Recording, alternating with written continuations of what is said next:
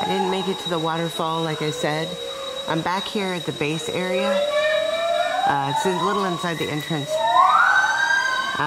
There's a lot of birds here, and there are gibbons rehabilitation too, and I'm not sure what we're hearing. Some of it's birds, obviously.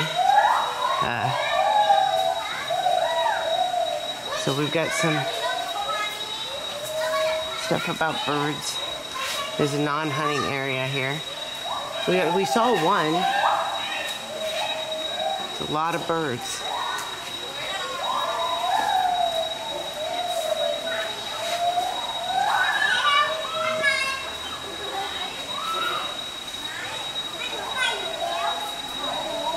Some butterflies.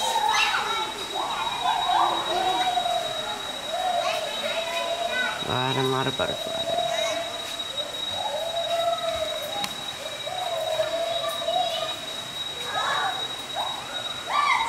If you're able to read Thai, I'm not able to read Thai.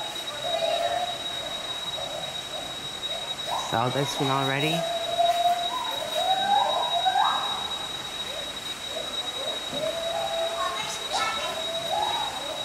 So I didn't get to see the waterfall.